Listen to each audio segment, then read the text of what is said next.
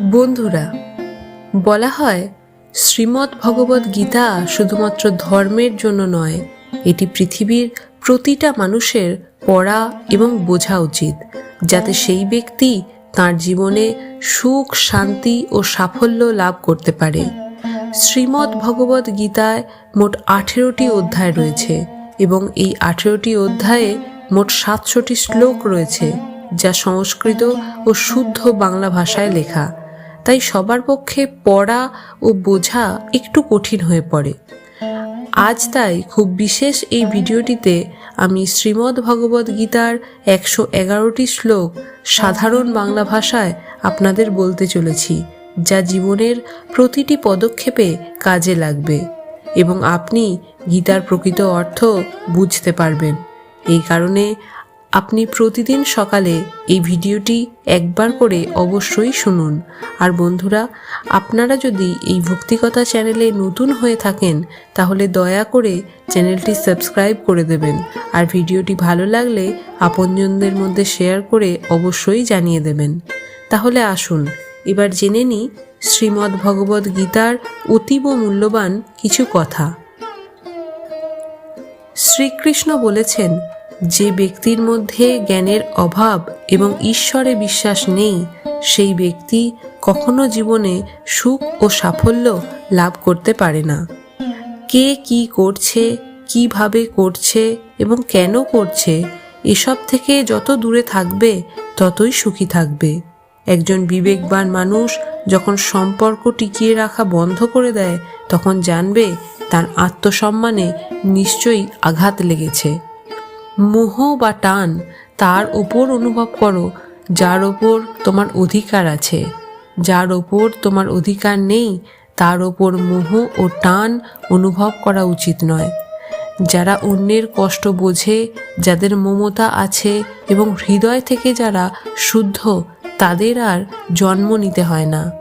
তোমার কর্মই তোমার আসল পরিচয়, না হলে এক নামের তো হাজারো মানুষ হয়।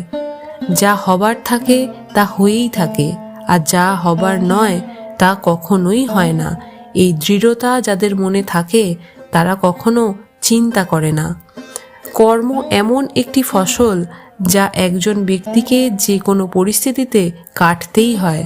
তাই সর্বদা ভালো বীজ বপন করুন, যাতে ফসল ভালো হয়। সদা সন্দেহকারী ব্যক্তির জন্য প্রসন্নতা পাওয়া না পাওয়া এই জীবনে সম্ভব না, অন্য জীবনে। বস্তুর সম্পর্কে চিন্তা করে মানুষ তার প্রতি আসক্ত হয়ে পড়ে। এই কারণে তাদের মনে কামনা বাসনা তৈরি হয় এবং কামনা বাসনা বিঘ্নিত হলে ক্রোধ উৎপন্ন হয়। ভালোবাসা সর্বদা ক্ষমা চাইতে পছন্দ করে এবং অহং সর্বদা ক্ষমা চাওয়াতে পছন্দ করে। মৌন থাকাই তার প্রতি শ্রেষ্ঠ উত্তর, যে আপনার কথার মূল্য দেয় না। হে পার্থ, যাদের ভক্তিতে বিশ্বাস নেই তারা আমাকে লাভ করতে পারে না। তাই তারা জন্ম মৃত্যুর পথে এই ভৌতিক জগতে বারংবার আসতে থাকে। ভগবান শ্রীকৃষ্ণ গীতায় বলেছেন যে, হে অর্জুন, যারা আমার পরম ভক্ত, যারা সর্বদা আমাকে স্মরণ করে এবং একক চিত্তে আমার উপাসনা করে, আমি স্বয়ং তাদের কল্যাণের উত্তরদায়িত্ব গ্রহণ করি। যেখানে তোমার মূল্য নেই সেখানে থাকা অন্যায়, সেটা কারোর ঘর হোক বা কারো মন। যারা মনকে নিয়ন্ত্রণ করতে পারে না তাদের জন্য মন শত্রুর মতো কাজ করে। যখন কারোর জীবনের সব কিছু শেষ হয়ে যায়, তখন এই সৃষ্টি কোনো না কোনোভাবে তাকে কারো কাছে পাঠায় তার আঙুল ধরতে। তার নাম শ্রীকৃষ্ণ। মানুষকে তার কর্মের সম্ভাব্য ফলাফলের দ্বারা প্রাপ্ত জয় পরাজয়, লাভ ক্ষতি, সুখ দুঃখ ইত্যাদি সম্ভাব্য পরিণতি ভেবে চিন্তাগ্রস্ত হওয়া উচিত নয়। জলে ভাসমান নৌকাকে যখন ঝড়ের আঘাতে তার লক্ষ্য থেকে দূরে নিয়ে যাওয়া যায়, ঠিক তেমনি আনন্দ মানুষকে ভুল পথে নিয়ে যায়। আত্মা তার পুরনো শরীর ঠিক সেইভাবেই ত্যাগ করে যেভাবে মানুষ তার পুরনো বস্ত্র খুলে নতুন বস্ত্র পরে। সময়ের আগে প্রাপ্ত জিনিস তার মূল্য হারায়, আর সময়ের পরে প্রাপ্ত জিনিস তার গুরুত্ব হারায়। যারা বুদ্ধি ত্যাগ করে আবেগে ভেসে যায়, সবাই তাদের বোকা বানাতে পারে। পৃথিবীর সামনে যে জেতে শুধু সেই বিজয়ী হয় না, যে জানে কোনো সম্পর্কের সামনে কখন কোথায় হারাতে হবে, সেও বিজয়ী হয়। হে অর্জুন, একজন ব্যক্তি যা ইচ্ছা তাই হতে পারে যদি সে অবিরত বিশ্বাসের সাথে কাঙ্ক্ষিত জিনিসের ওপরে ধ্যান করে। নিজেকে কখনোই দুর্বল মনে করো না। পড়ে গেলে ওঠার প্রচেষ্টা করো, লড়াই করো, পুনর্নিষ্ঠার সাথে তোমার দায়িত্ব পালন করো। বাকি সব আমার ওপর ছেড়ে দাও। তোমার কষ্টের জন্য পৃথিবীকে দোষারোপ করো না। তোমার মনকে বোঝাও, তোমার মনের পরিবর্তনই আনবে তোমার দুঃখের সমাপ্তি। তোমার নিজের ইচ্ছার শক্তির মাধ্যমে নিজেকে নতুন আকার প্রদান করো। কখনো নিজেকে নিজের ইচ্ছার দ্বারা অপমানিত করো না। ইচ্ছা তোমার পরম বন্ধু হতে পারে, আবার পরম শত্রুও। সময় কখনো সবসময় এক সমান থাকে না। তাদেরও কাঁদতে হয় যারা অকারণে অন্যকে কাঁদায়। প্রতিদিন ভালো নাই হতে পারে, কিন্তু প্রতিদিনের মধ্যে অবশ্যই ভালো কিছু থাকে। ধৈর্য ধরো। জীবনে কখনো কখনো ভালো ফল পেতে তোমাকে সবচেয়ে খারাপ সময়ের মধ্যে দিয়েই যেতে হতে হবে। কান্না থামাও। নিজেকে নিজের সমস্যার সাথে লড়াই করতে শেখো। কারণ যারা সঙ্গ দেয় তারাও শ্মশান পর্যন্ত সঙ্গ দিতে পারে, তারপরে নয়। সময় যখন বিচার করে তখন সাক্ষীর প্রয়োজন হয় না। মানুষ যেমন করে পুরনো বস্ত্র পরিত্যাগ করে নতুন বস্ত্র পরিধান করে, ঠিক তেমনি আত্মাও পুরনো অসার শরীর পরিত্যাগ করে নতুন এক ভৌতিক শরীর ধারণ করে। সমস্যাগুলো ততটা শক্তিশালী নয় যতটা আমরা মনে করি। কখনো শুনেছ অন্ধকার সকাল হতে দেয়নি? ভুল খোঁজা ভুল নয়, শুধু শুরুটা নিজের থেকে হওয়া উচিত।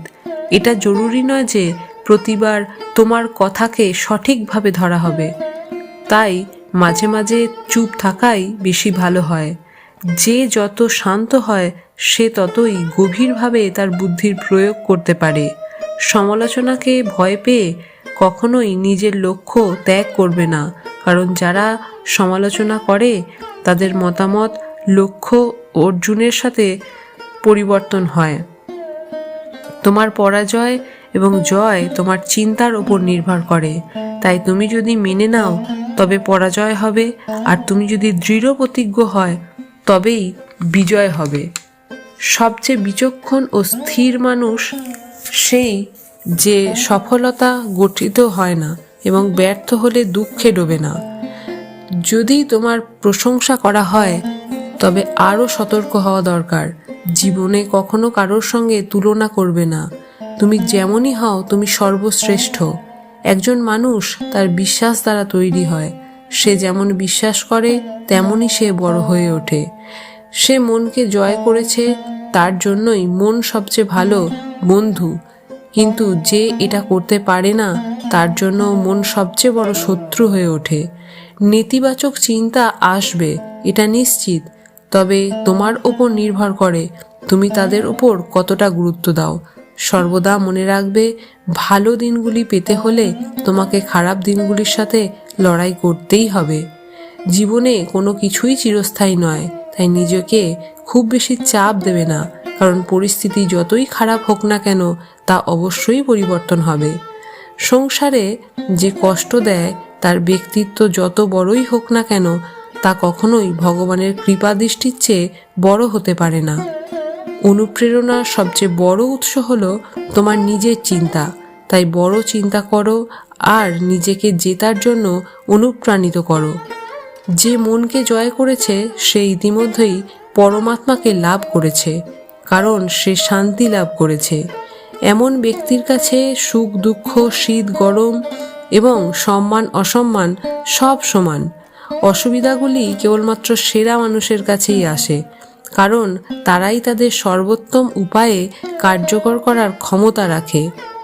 কেউ যাই বলুক না কেন নিজেকে শান্ত রাখুন, কারণ সূর্য যতই উজ্জ্বল হোক না কেন সমুদ্র শুকিয়ে যায় না।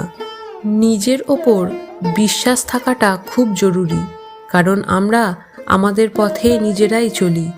তোমার বিশ্বাস একটি পাহাড় কেউ নড়াতে পারে, কিন্তু তোমার মনের সন্দেহ আরেকটি পাহাড়কে তুলে দাঁড় করাতে পারে না।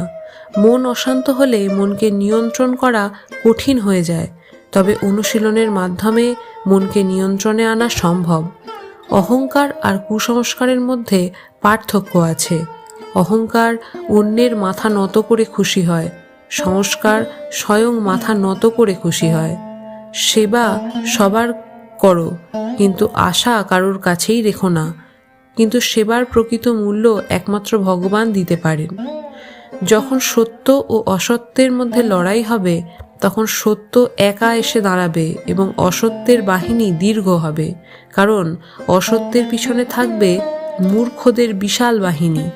শব্দগুলি কেবলমাত্র এই পরিমাণে ব্যবহার করা উচিত যে তোমার যদি সেগুলি ফিরিয়ে নিতে হয় তবে তুমি অসুবিধায় যেন না পড়ো। একা থাকা তোমার এটা শেখায় যে আসলে তোমার নিজেকে ছাড়া আর কিছুই নেই। যখন পরিবারের সদস্যদের অপ্রীতিকর মনে হয় এবং অপরিচিতদের নিজের মনে হয়, তখন বুঝে নেবে ধ্বংসের সময় শুরু হয়ে গেছে। রেগে গেলে চিৎকার করতে শক্তি লাগে না, রেগে গেলে চুপ থাকতে অনেক শক্তি লাগে। যা তোমার তা তোমার হয়েই থাকবে। সারা বিশ্ব সংসার এক হয়ে গেলেও তা ছিনিয়ে নিতে পারবে না। একটি উপহার প্রকৃত এবং পবিত্র তখনই হয় যখন তা হৃদয় থেকে সঠিক সময়ে ও স্থানে সঠিক ব্যক্তিকে দেওয়া হয়। আর যখন উপহার দানকারী ব্যক্তির হৃদয় সেই উপহারের বিনিময়ে কিছু পাওয়ার আশা রাখে না। তুমি যদি জীবনে খুশি হতে চাও, তবে তোমার কি আছে তার দিকে বেশি মনোযোগ দাও, অন্যদের কি আছে সেদিকে নয়। তোমাদের সমস্ত কষ্ট সেই দিনই শেষ হবে যেদিন তোমরা বিশ্বাস করবে যে তোমাদের সমস্ত কাজ ভগবানের ইচ্ছায় হয়। যে ব্যক্তি পরিষ্কার এবং সোজা কথা বলে তার কথাবার্তা অবশ্যই কঠোর, কিন্তু সে কখনো কাউকে ঠকায় না। প্রতিকূলতায় ধৈর্য, সমৃদ্ধিতে দয়া এবং সংকটে সহনশীলতা মহান মানুষের বৈশিষ্ট্য। স্বর্গ লাভ করে বহু বছর সেখানে বসবাস করার পর একজন ব্যর্থ যোগী আবার ধার্মিক ও সমৃদ্ধ পরিবারে জন্মগ্রহণ করে। এই সংসারে দুই প্রকারের ব্যক্তিরা স্বর্গের ওপর দরজা খোলা পায়। এক, যারা ক্ষমতাবান হয়েও ক্ষমা করা জানে, আর দুই, যারা স্বয়ং দরিদ্র হওয়া সত্ত্বেও দান করে। প্রেম শরীর বা সৌন্দর্য দেখে হয় না, প্রেম হৃদয় থেকে আসে।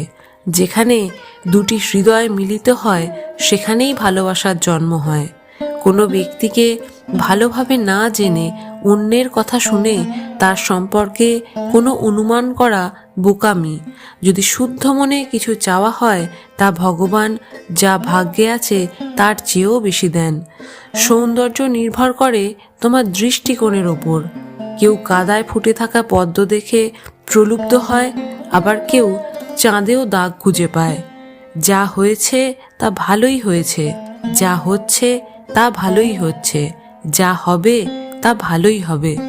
আমার তোমার ছোট বড় আপন পর মুছে ফেলো মন থেকে, তারপর সব কিছু তোমার হবে আর তুমি সবার হবে। যখন বিনাশ প্রারম্ভ হয় তখন তা শুরু হয় বাণীর ওপর নিয়ন্ত্রণ হারানো থেকে।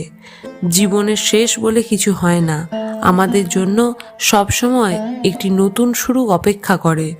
উত্থান হঠাৎ কারো হয় না, সূর্য ধীরে ধীরে উদিত হয় এবং ওপরে ওঠে। যার ধর্ম ও তপস্যা আছে সেই পৃথিবীকে আলোকিত করে। যা ভালো তা গ্রহণ করুন এবং যা খারাপ তা বর্জন করুন। তা চিন্তা, কর্ম বা মানুষ যাই হোক না কেন, মন্দ বড় হোক বা ছোট হোক, সবসময় ধ্বংস ডেকে আনে। কারণ নৌকায় গর্ত ছোট হোক বা বড়, নৌকাকে ডুবিয়েই ছাড়ে। আমি ব্যক্তিগতভাবে আমার পরম ভক্তদের কল্যাণের দায়িত্ব নিই, যারা সর্বদা আমাকে স্মরণ করে বা শুদ্ধ মনে আমাকে পূজা করে। যে দান বিনা সৎকারে কুপাত্রকে দেওয়া হয় সেই দানকে তামস দান বলা হয়। পরিবার বা সমাজ দুটোই ধ্বংসের পথে চলে যায় যখন জ্ঞানী ব্যক্তি নীরবতা পালন করে আর অজ্ঞানী বলতে থাকে। হে অর্জুন, যে ব্যক্তি পূর্ণ বিশ্বাসের সাথে কোনো দেবতার পুজো করতে চায়, আমি সেই দেবতার প্রতি তার বিশ্বাস দৃঢ় করে দিই। তুমি ফিরে যেতে পারবে না আর শুরুতে পরিবর্তন করতে পারবে না, কিন্তু তুমি যেখানে আছো সেখান থেকে শুরু করতে পারো আর শেষকে অবশ্যই পরিবর্তন করতে পারো। যখন আশা ভঙ্গ হতে শুরু করে আর কোনো পথ দেখা যায় না, তখন অবশ্যই একবার শ্রীমদ্ ভগবদ্ গীতার আশ্রয় নেবে। বন্ধুরা, ভিডিওটি দেখে যদি আপনাদের ভালো লাগে তাহলে কমেন্ট বক্সে জয় শ্রীকৃষ্ণ লিখবেন। ধন্যবাদ।